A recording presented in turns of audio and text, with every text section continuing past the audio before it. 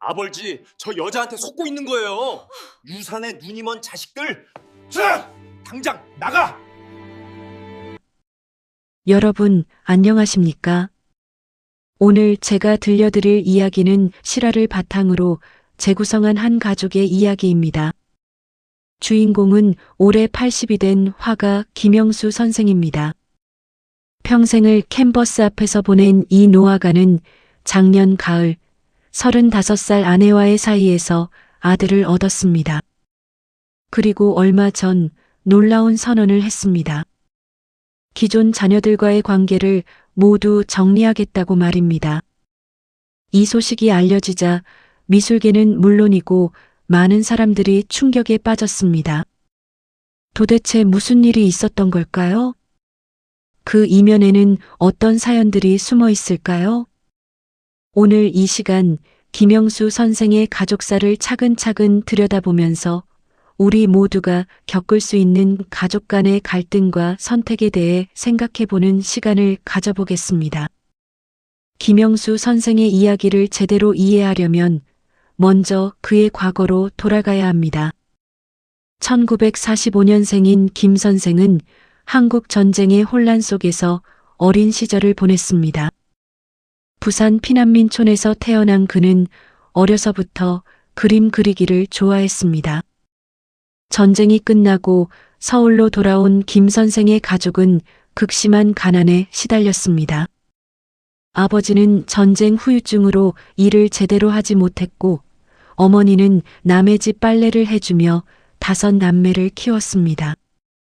그런 환경에서도 김 선생은 그림을 포기하지 않았습니다. 학교에서 돌아오면 연탄재로 골목벽에 그림을 그렸고 신문지 뒷면에 연필로 스케치를 했습니다. 중학교 2학년 때였습니다. 미술 선생님이 김 선생의 재능을 알아봤습니다. 선생님은 김 선생을 따로 불러 말했습니다. 내 그림에는 뭔가 특별한 것이 있다고, 꼭 미술을 계속하라고 말입니다. 그 말 한마디가 김 선생의 인생을 바꿨습니다. 가난했지만 아니 가난했기에 더욱 간절했던 그 시절의 꿈이었습니다. 하지만 현실은 녹록지 않았습니다. 집안 형편상 고등학교 진학도 어려운 상황이었습니다. 김 선생은 낮에는 공장에서 일하고 밤에는 야간 상업 고등학교에 다녔습니다. 그러면서도 틈틈이 그림을 그렸습니다. 잠을 줄여가며 그린 그림들이었습니다. 23이 되던 해 김 선생은 한 백화점 쇼윈도 디자이너로 취직했습니다. 비록 순수 미술은 아니었지만 그래도 그림과 관련된 일이었습니다. 월급은 많지 않았지만 김 선생은 행복했습니다. 매일 아침 일찍 출근해서 밤늦게까지 일했고 주말에는 덕수궁 돌담길을 걸으며 스케치북을 펼쳤습니다. 그 무렵 첫 번째 아내를 만났습니다. 이름은 박순자, 같은 백화점에서 판매사원으로 일하던 여성이었습니다. 순자 씨는 시골에서 올라온 순박한 여성이었습니다. 김 선생보다 4살 어렸고 가난했지만 꿈을 향해 노력하는 김 선생의 모습에 반했습니다. 1970년 2 사람은 결혼했습니다. 신혼집은 서울 변두리의 작은 단칸방이었습니다. 방 한쪽에는 이젤이 놓여 있었고 다른 한쪽에는 이불이 개켜져 있었습니다. 부엌이라고 해봐야 복도에 놓인 연탄불 하나가 전부였습니다. 하지만 2 사람은 행복했습니다. 결혼 이듬해 첫 딸 민지가 태어났습니다. 김 선생은 아버지가 되었습니다.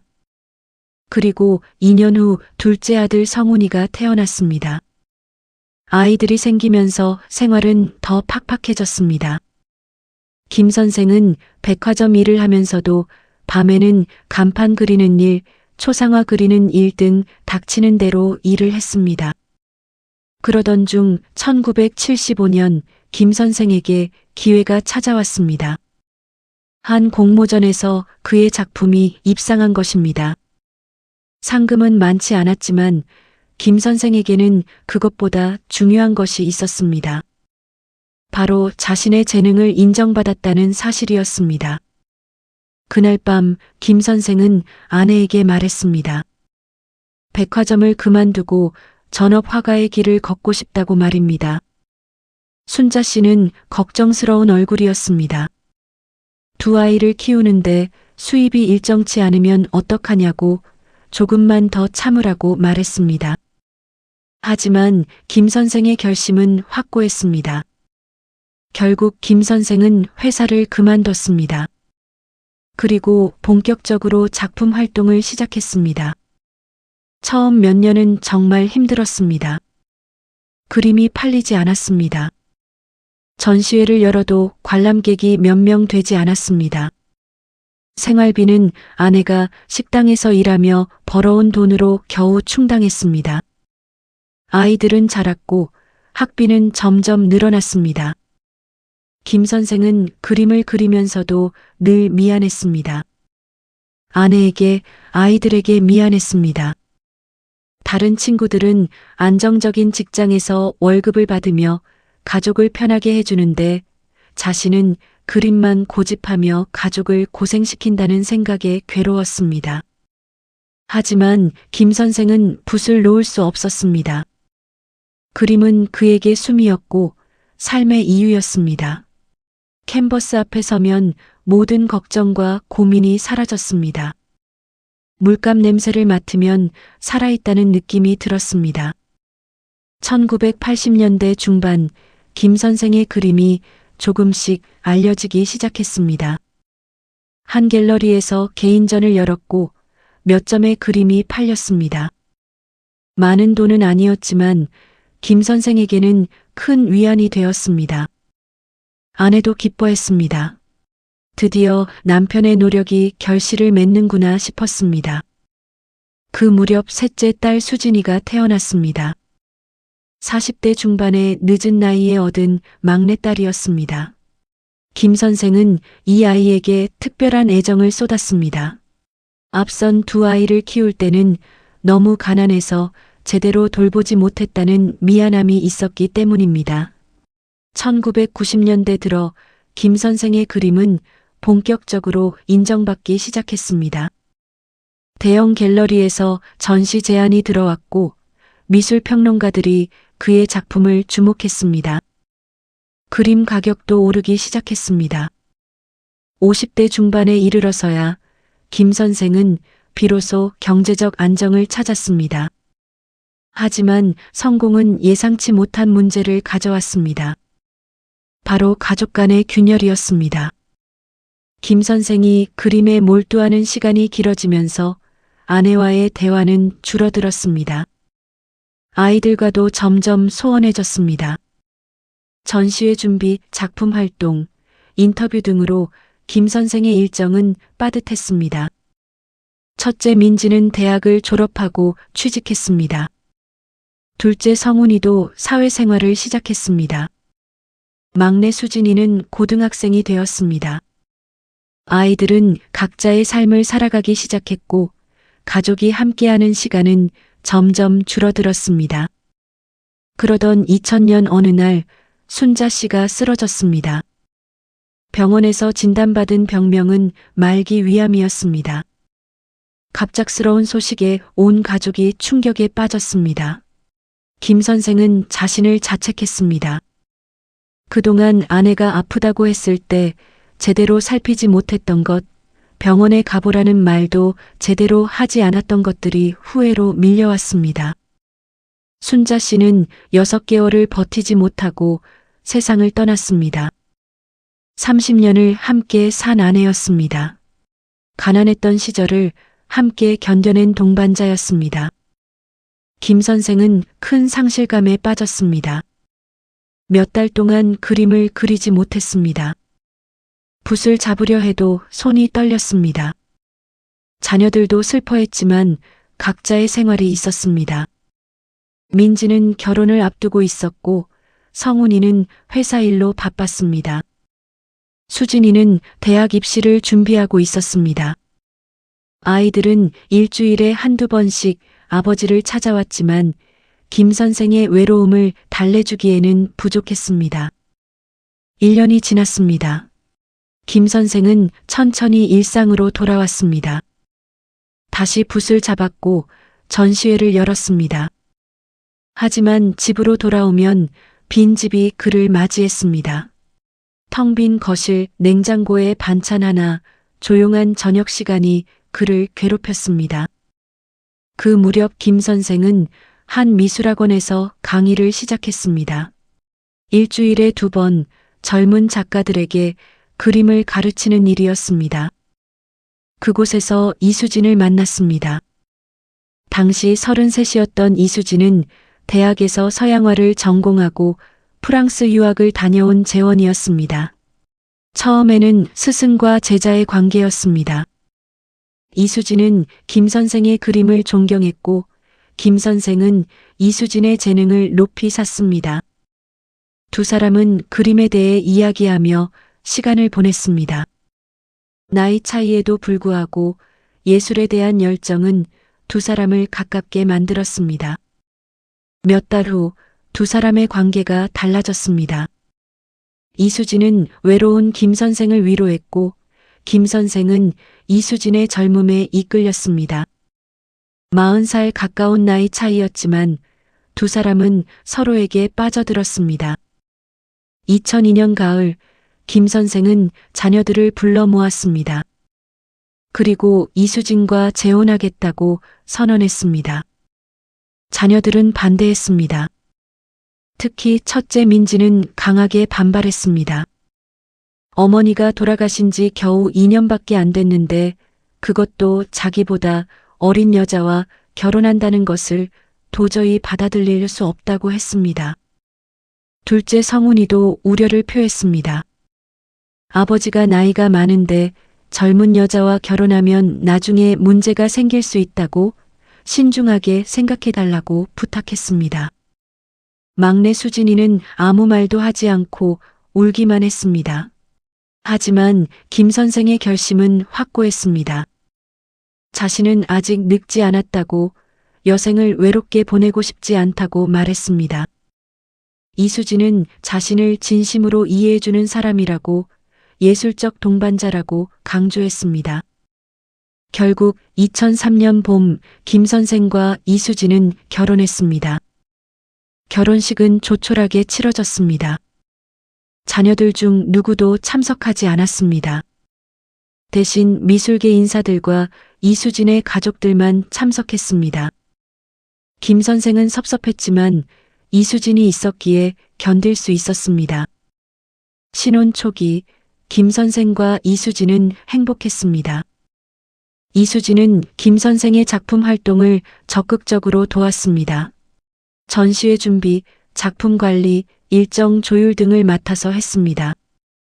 김 선생은 이수진 덕분에 그림에만 집중할 수 있었습니다.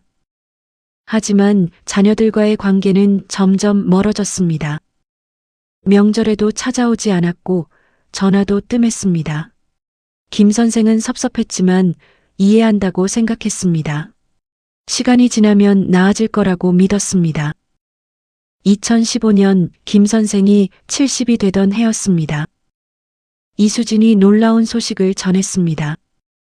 임신을 했다는 것이었습니다.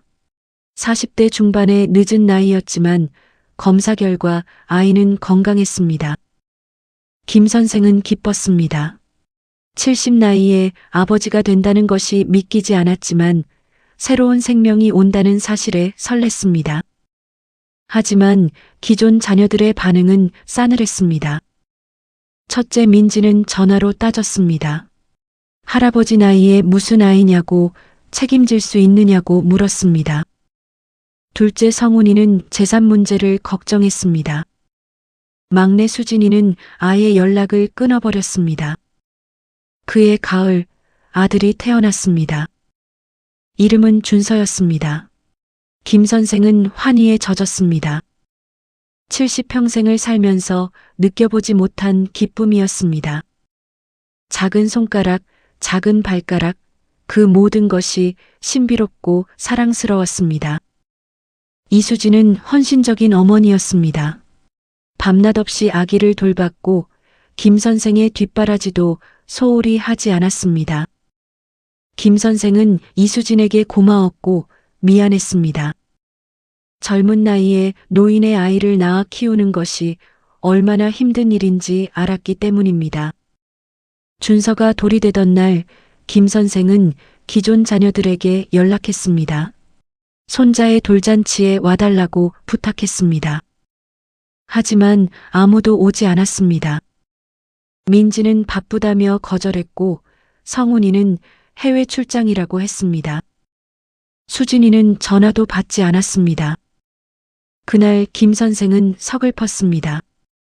자신의 피를 나눈 자식들이, 그것도 3명이나 되는 자식들이 한 명도 오지 않은 것입니다. 이수진도 속상해했습니다. 남편을 위로했지만 마음 한구석은 씁쓸했습니다. 시간이 흘렀습니다. 준서는 무럭무럭 자랐습니다. 말을 배우고 걷기 시작했습니다. 김 선생은 손자를 보는 것이 즐거웠습니다. 예전 자녀들을 키울 때는 그림 그리느라 제대로 돌보지 못했는데 이제는 시간이 많았습니다. 준서와 함께 산책하고 그림책을 읽어주고 장난감을 가지고 놀았습니다. 하지만 나이는 속일 수 없었습니다. 70 중반이 된 김 선생은 체력이 예전 같지 않았습니다. 준서를 안고 있으면 허리가 아팠고 함께 뛰어놀면 숨이 찼습니다. 건강검진을 받을 때마다 의사는 조심하라고 당부했습니다. 그 즈음 재산 문제가 불거졌습니다. 첫째 민지가 변호사를 통해 연락을 해왔습니다. 아버지의 재산 중 일부를 미리 증여받고 싶다는 내용이었습니다. 자신도 이제 50이 넘어 노후를 준비해야 하는데 나중에 재산 분쟁이 생기는 것보다 지금 정리하는 것이 좋겠다는 주장이었습니다. 김 선생은 황당했습니다. 그동안 연락도 제대로 하지 않던 딸이 갑자기 재산 이야기를 내는 것이 이해되지 않았습니다. 게다가 자신은 아직 건강하고 그림도 그리고 있는데 벌써 재산 분배를 이야기한다는 것이 섭섭했습니다. 이수진은 더 화가 났습니다.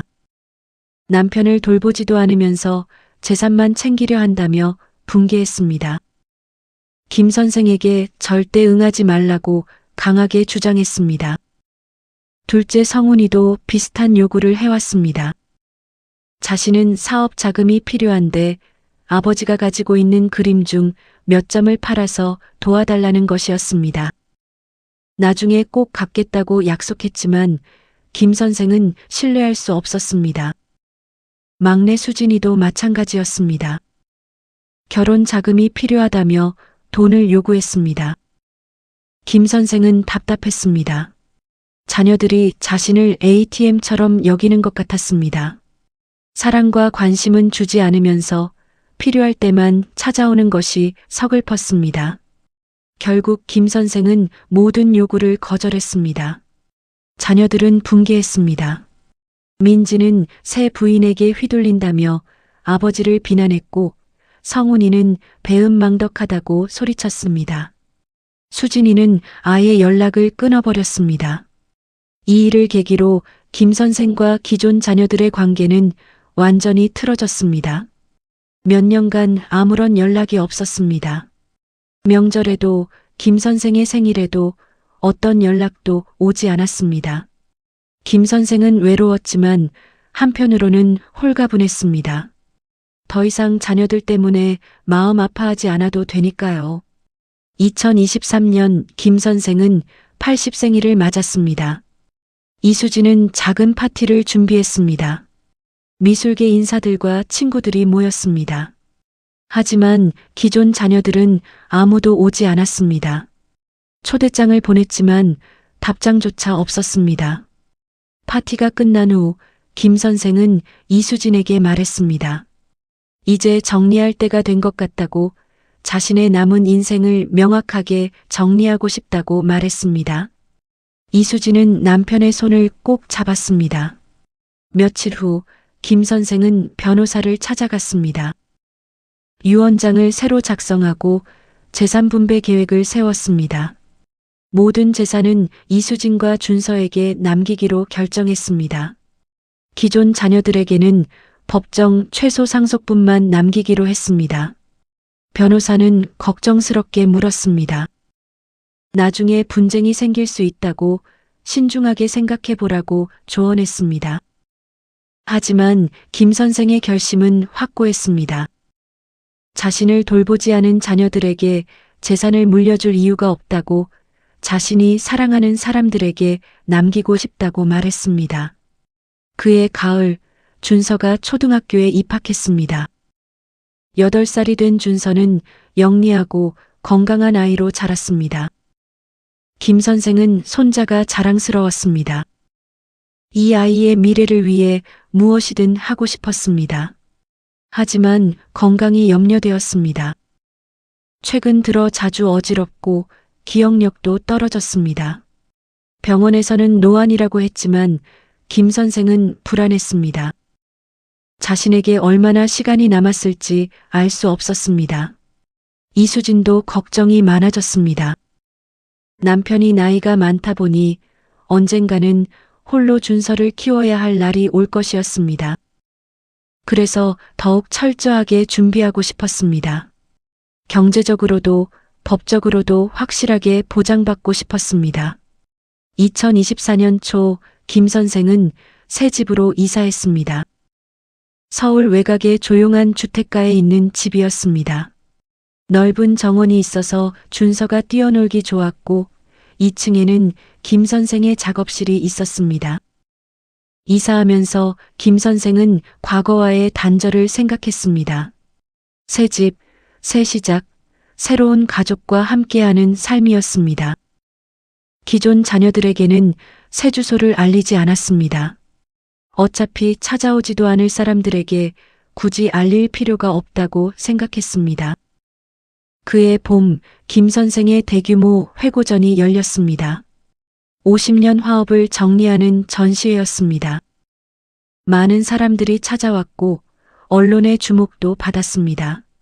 김 선생은 인터뷰에서 이수진과 준서에 대한 애정을 표현했습니다. 자신의 새로운 가족이 얼마나 소중한지 이야기했습니다.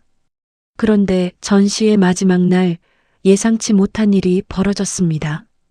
기존 자녀들이 갑자기 나타난 것입니다. 민지, 성훈, 수진 세 남매가 함께 왔습니다. 오랜만에 본 자녀들이었지만 김 선생은 반갑지 않았습니다. 자녀들은 아버지에게 다가와 말했습니다. 그동안 잘못했다고 이제라도 관계를 회복하고 싶다고 말했습니다. 하지만 김 선생은 그들의 진심을 의심했습니다. 왜 하필 회고전 날 왔을까? 혹시 재산 때문이 아닐까 하는 생각이 들었습니다. 이수진은 더 의심스러워했습니다. 자녀들이 다가오자 재빨리 남편 곁으로 가서 막아섰습니다. 그리고 냉정하게 말했습니다. 지금 와서 무슨 소용이냐고, 진작에 찾아왔어야 하는 것 아니냐고 따졌습니다. 자녀들과 이수진 사이에 언쟁이 벌어졌습니다. 민지는 이수진을 가리키며 당신 때문에 가족이 망가졌다고 소리쳤습니다. 이수진은 되받아쳤습니다. 당신들이 아버지를 버렸으면서 무슨 소리냐고, 이제 와서 가족 행세하지 말라고 말했습니다. 김 선생은 피곤했습니다. 이 모든 것이 싫었습니다. 왜 사람들은 늘 자신을 괴롭히는 걸까? 그냥 조용히 살고 싶은데 왜 자꾸 문제가 생기는 걸까 하는 생각이 들었습니다. 결국 김 선생은 자녀들에게 말했습니다. 이제 그만 가라고, 자신은 더 이상 그들과 관계를 유지하고 싶지 않다고 분명하게 말했습니다. 자녀들은 울면서 애원했지만 김 선생은 고개를 돌렸습니다. 그날 밤 김 선생은 잠을 이루지 못했습니다. 자녀들의 얼굴이 계속 떠올랐습니다. 어렸을 때의 모습, 웃던 모습, 함께했던 시간들이 주마등처럼 스쳐 지나갔습니다. 하지만 동시에 서운함과 배신감도 밀려왔습니다. 며칠 후 김 선생은 결심했습니다. 공식적으로 기존 자녀들과의 관계 단절을 선언하기로 했습니다. 이수진은 찬성했습니다. 남편이 마음 편히 살기를 바랐습니다. 2024년 여름 김 선생은 언론을 통해 공식 입장을 발표했습니다. 자신은 이수진, 준서와 함께 행복한 가정을 이루고 있다고 고령인 만큼 앞으로 모든 가사와 가족 관련 사안을 아내에게 전적으로 맡기기로 했다고 밝혔습니다. 그리고 기존 자녀들과의 관계를 정리하겠다고 선언했습니다. 이 소식이 알려지자 사회적으로 큰 논란이 일었습니다. 어떤 사람들은 김 선생의 결정을 이해한다고 했습니다. 자녀들이 부모를 돌보지 않았으니 부모도 자녀를 외면할 권리가 있다는 주장이었습니다. 하지만 비판도 만만치 않았습니다. 아무리 그래도 자식은 자식인데 완전히 관계를 끊는다는 것은 지나치다는 의견이었습니다. 특히 나이 차이가 많이 나는 젊은 아내의 영향을 받은 것 아니냐는 의혹도 제기되었습니다. 기존 자녀들은 언론에 반박 입장을 냈습니다. 민지는 인터뷰를 통해 눈물을 흘리며 말했습니다. 아버지가 재혼하신 후 계모가 자식들과 아버지 사이를 이간질했다고 자신들은 여러 번 화해를 시도했지만 계모가 가로막았다고 주장했습니다. 성훈이도 방송에 출연해서 자신의 입장을 밝혔습니다. 아버지는 이미 고령이라 판단력이 흐려진 것 같다고, 젊은 아내가 재산을 노리고 아버지를 조종하는 것 같다고 말했습니다. 법적 대응도 고려하고 있다고 밝혔습니다. 막내 수진이는 SNS에 긴 글을 올렸습니다. 어린 시절 아버지가 가족을 돌보지 않고 그림만 그렸던 일, 어머니가 혼자 고생하며 자녀들을 키웠던 일들을 상세히 적었습니다. 그러면서 이제 와서 자신들을 버리는 아버지가 원망스럽다고 토로했습니다. 여론은 갈렸습니다. 누군가는 김 선생을 옹호했고 누군가는 자녀들을 동정했습니다. 온라인 커뮤니티에서는 격렬한 논쟁이 벌어졌습니다. 노인의 권리냐, 자녀의 효도냐, 재산 문제냐, 가족의 의미냐 등 다양한 주제로 토론이 이어졌습니다. 김 선생은 이 모든 소란을 멀리서 지켜봤습니다. 사람들이 뭐라고 하든 자신의 결정은 변하지 않았습니다. 오히려 더 확신이 들었습니다. 자신이 옳다고, 이것이 최선이라고 믿었습니다. 하지만 마음 한구석은 불편했습니다. 밤에 홀로 있을 때 가끔 옛 생각이 났습니다. 어린 민지를 안고 산책하던 일, 성훈이와 축구를 하던 일, 수진이에게 그림을 가르쳐 주던 일들이 떠올랐습니다. 그때는 정말 행복했었는데 어디서부터 잘못된 걸까 하는 생각이 들었습니다. 이수진은 남편을 위로했습니다. 당신은 잘못한 것이 없다고, 자녀들이 먼저 등을 돌렸다고 말했습니다. 이제는 우리 가족만 생각하면 된다고, 준서를 위해 살면 된다고 다독였습니다. 준서는 이 모든 일을 이해하지 못했습니다. 8살 아이에게는 너무 복잡한 문제였습니다. 다만 할아버지가 요즘 슬퍼 보인다는 것은 느꼈습니다. 그래서 더 열심히 할아버지를 웃게 하려고 노력했습니다. 가을이 왔습니다. 김 선생은 새로운 작품 작업에 몰두했습니다. 이번 작품의 주제는 가족이었습니다. 하지만 과거의 가족이 아니라 현재의 가족이었습니다. 이수진과 준서, 그리고 자신이 함께 있는 모습을 그렸습니다. 작업하면서 김 선생은 깨달았습니다. 가족이란 꼭 피를 나눈 사람들만을 의미하는 것은 아니라는 것을 말입니다. 함께 시간을 보내고 서로를 돌보고 사랑을 나누는 사람들이 진짜 가족이라는 것을 알았습니다. 그림이 완성되었습니다. 김 선생은 만족스러웠습니다. 이것이 자신의 마지막 대작이 될 수도 있겠다는 생각이 들었습니다. 그래도 괜찮았습니다. 자신이 전하고 싶은 메시지를 담았으니까요. 한편 기존 자녀들은 법적 대응을 준비했습니다. 변호사를 선임하고 아버지의 판단 능력에 문제가 있다는 것을 입증하려 했습니다. 하지만 쉽지 않았습니다. 김 선생은 여전히 정정했고 작품 활동도 활발했습니다. 민지는 동생들에게 말했습니다. 법적으로 싸우는 것보다 아버지의 마음을 돌리는 것이 낫지 않겠냐고 제안했습니다. 하지만 성훈이는 이미 늦었다고, 계모가 완전히 아버지를 장악했다고 포기하는 듯 했습니다. 수진이는 혼란스러웠습니다. 아버지가 원망스럽기도 하고 그립기도 했습니다. 어릴 적 아버지의 따뜻한 손을 기억했습니다. 그림을 그려주던 아버지, 자전거 타는 법을 가르쳐주던 아버지를 떠올렸습니다. 그 사람이 지금의 아버지와 같은 사람인지 의문이 들었습니다. 겨울이 왔습니다. 김 선생은 81살이 되었습니다. 건강은 예전보다 나빠졌지만 아직 할 수 있는 일들이 많았습니다. 매일 아침 산책을 하고 오후에는 그림을 그렸습니다. 저녁에는 준서와 함께 시간을 보냈습니다. 이수진은 헌신적으로 남편을 돌봤습니다. 약을 챙겨주고 식사를 준비하고 작업실을 정리했습니다. 김 선생은 고마웠습니다. 이 여자가 없었다면 자신은 어떻게 되었을까 하는 생각이 들었습니다. 어느 날 저녁 김 선생은 이수진에게 물었습니다. 자신의 결정이 옳았냐고, 자녀들과의 관계를 끄는 것이 맞는 선택이었냐고 물었습니다. 이수진은 대답했습니다.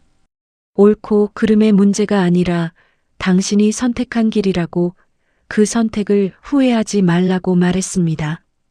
김 선생은 고개를 끄덕였습니다. 그렇습니다. 이것은 자신의 선택이었습니다. 누구도 강요하지 않았고 스스로 결정한 일이었습니다. 그 선택의 결과를 받아들여야 했습니다. 준서가 학교에서 돌아왔습니다. 오늘 미술 시간에 가족을 그렸다며 그림을 보여줬습니다. 그림 속에는 할아버지와 엄마 그리고 자신이 손을 잡고 웃고 있었습니다. 김 선생은 그 그림을 보며 미소 지었습니다. 이것이 자신의 가족이었습니다. 피는 나누지 않았지만 사랑으로 맺어진 가족이었습니다. 나이 차이도 세상의 시선도 중요하지 않았습니다. 함께 있을 때 행복하다면 그것으로 충분했습니다. 하지만 완전히 마음이 편한 것은 아니었습니다. 가끔 TV에서 가족의 화목함을 보여주는 프로그램이 나오면 마음이 아팠습니다. 명절에 온 가족이 모여 웃는 모습을 보면 부러웠습니다. 자신도 그럴 수 있었을 텐데 어디서부터 잘못되었을까 하는 생각이 들었습니다. 어느 추운 겨울밤 김 선생은 혼자 작업실에 앉아 있었습니다. 창밖으로 눈이 내리고 있었습니다. 문득 옛 생각이 났습니다. 첫 아내 순자와 함께 살던 단칸방 아이들이 어렸을 때 함께 눈사람을 만들던 일 가난했지만 행복했던 그 시절이 떠올랐습니다. 김 선생은 한숨을 쉬었습니다. 인생이란 참 복잡한 것이었습니다. 사랑하는 사람들과 함께 있어도 외로울 수 있고 혼자 있어도 평온할 수 있었습니다. 옳은 선택과 그른 선택의 경계는 모호했고 정답은 없었습니다. 이수진이 차를 가져왔습니다. 따뜻한 차를 마시며 두 사람은 창밖을 바라봤습니다. 눈은 계속 내리고 있었습니다. 세상을 하얗게 덮으면서 모든 것을 새롭게 만들고 있었습니다. 김 선생은 생각했습니다. 자신에게도 새로운 시작이 필요했던 것은 아닐까, 과거를 덮고 새롭게 출발하고 싶었던 것은 아닐까 하는 생각이 들었습니다. 그래서 이런 선택을 했던 것인지도 모른다고 생각했습니다. 다음 날 아침 김 선생은 일찍 일어났습니다. 그리고 캔버스 앞에 섰습니다. 새로운 그림을 시작하기로 했습니다. 주제는 아직 정하지 못했지만 일단 붓을 들었습니다. 그림을 그리는 순간만큼은 모든 고민과 걱정이 사라졌습니다. 준서가 학교에 가기 전에 작업실에 들렀습니다. 할아버지 뭐 그려요? 하고 물었습니다. 김 선생은 웃으며 대답했습니다. 아직 모르겠단다. 그리다 보면 알게 될 거야. 그것이 인생과도 같았습니다. 살아가다 보면 알게 되는 것들이 있었습니다. 지금은 모르지만 시간이 지나면 이해할 수 있는 것들이 있었습니다. 김 선생의 선택도 마찬가지였습니다. 옳고 그름을 떠나 그것은 한 노인의 인생에서 내린 하나의 결단이었습니다. 여러분, 오늘 이 이야기를 들으시면서 무엇을 느끼셨나요? 누구의 편을 들고 싶으신가요? 김 선생의 선택이 옳다고 생각하시나요? 아니면 자녀들의 입장이 이해되시나요? 사실 이 이야기에는 정답이 없습니다. 모든 사람이 각자의 입장에서 옳다고 믿는 길을 갔을 뿐입니다. 김 선생은 자신을 돌보지 않는 자녀들에게 실망했고, 자녀들은 젊은 계모 때문에 아버지와 멀어졌다고 믿었습니다. 하지만 분명한 것은 모두가 상처받았다는 사실입니다. 김 선생도, 기존 자녀들도, 이수진도, 어린 준서까지도 이 상황에서 행복하지만은 않을 것입니다. 가족이란 것이 그런 것입니다. 사랑하기에 더 아프고 가깝기에 더 멀어지기도 합니다. 우리 모두는 언젠가 늙습니다. 그리고 노년에 어떤 선택을 하게 될지 지금은 알 수 없습니다. 자녀들과 좋은 관계를 유지할 수도 있고 아닐 수도 있습니다. 새로운 인연을 만날 수도 있고 혼자 남을 수도 있습니다. 중요한 것은 서로를 이해하려는 노력입니다. 부모는 자녀의 입장을, 자녀는 부모의 마음을 헤아리려는 마음입니다. 그것이 있을 때만 진정한 가족이 될 수 있습니다. 김 선생의 이야기는 아직 끝나지 않았습니다. 앞으로 어떤 일이 벌어질지, 기존 자녀들과 화해할 날이 올지, 아니면 영원히 멀어질지 아무도 모릅니다. 다만 확실한 것은 김 선생이 자신의 선택을 안고 살아가고 있다는 것입니다. 우리도 마찬가지입니다. 매일 크고 작은 선택을 하며 살아갑니다. 그 선택들이 모여 우리의 인생을 만듭니다. 때로는 후회스러운 선택도 있고, 때로는 자랑스러운 결정도 있습니다. 중요한 것은 그 선택을 했을 때의 진심입니다. 김 선생은 진심으로 자신의 세 가족을 사랑했습니다. 그리고 그 사랑을 지키기 위해 고통스러운 결단을 내렸습니다. 그것이 옳은 일이었는지는 역사만이 판단할 수 있을 것입니다. 오늘 이 이야기가 여러분께 작은 울림이 되었기를 바랍니다. 가족의 소중함을, 선택의 무게를, 그리고 인생의 복잡함을 다시 한번 생각해 보는 계기가 되었으면 합니다. 긴 시간 함께 해주셔서 감사합니다.